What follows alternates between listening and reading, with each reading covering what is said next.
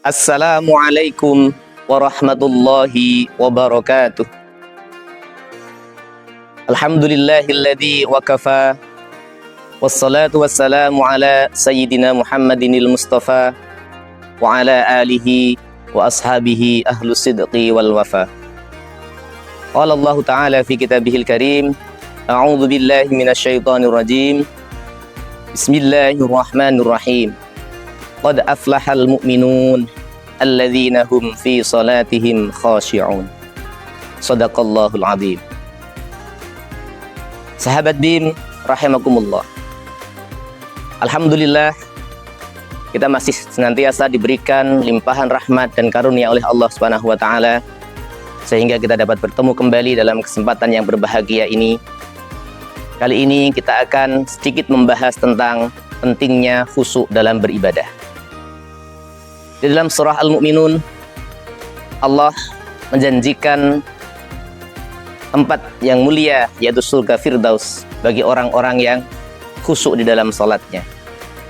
Qad aflahal mu'minun, sungguh beruntung orang-orang yang beriman.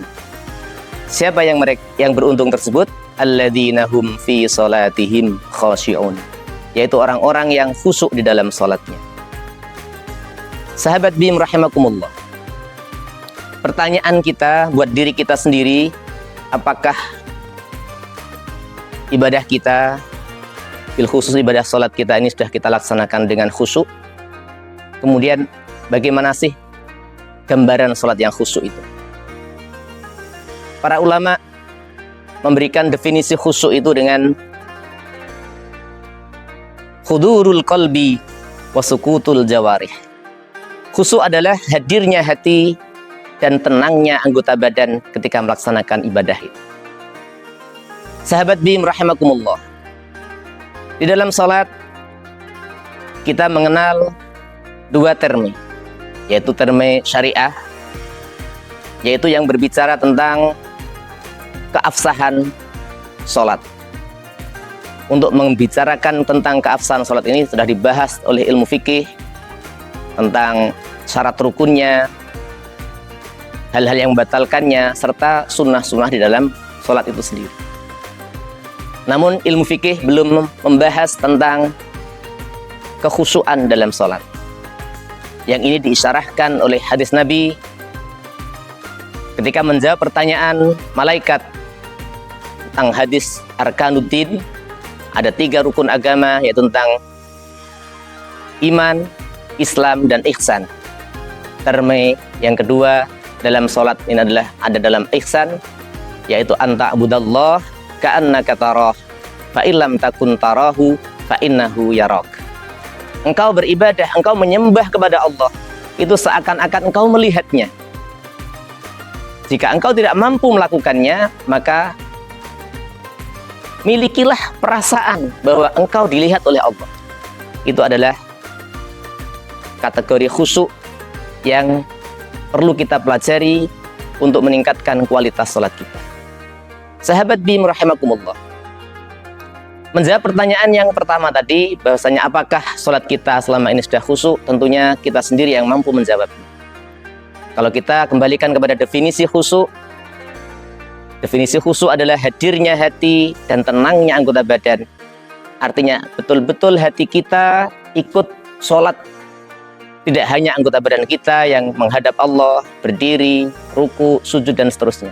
Tapi betul-betul hati kita hadir dalam salat kita.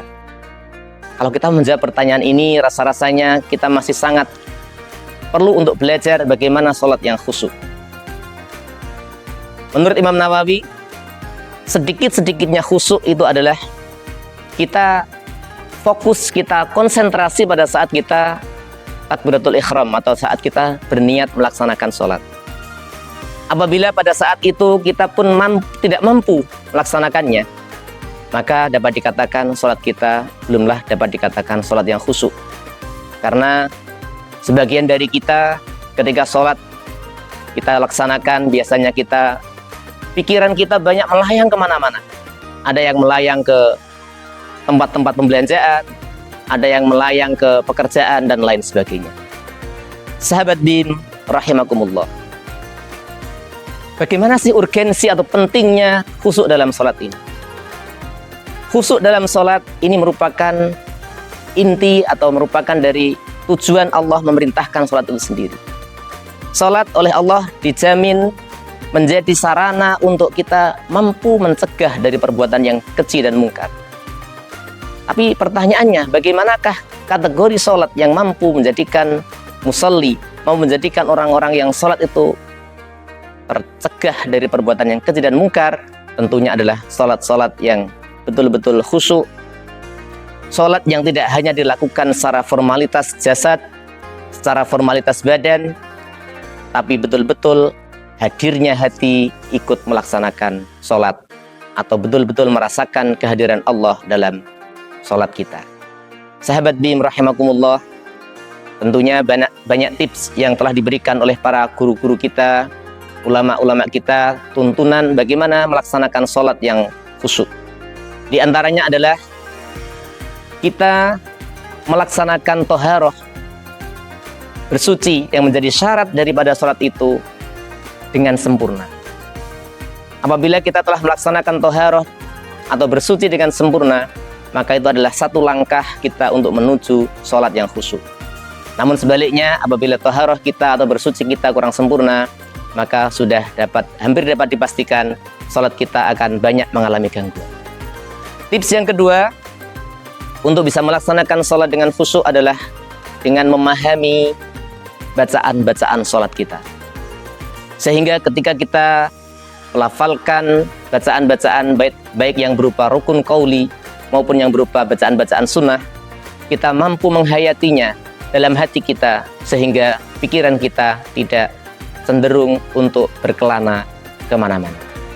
Demikian yang dapat kami sampaikan. Mudah-mudahan kita mampu meningkatkan kualitas sholat kita menjadi lebih baik, karena sholat adalah ibadah kita yang akan pertama kali dihisab oleh Allah Subhanahu wa taala. Kurang lebihnya mohon maaf. Hadanallahu wa iyyakum ajma'in. Wassalamualaikum warahmatullahi wabarakatuh.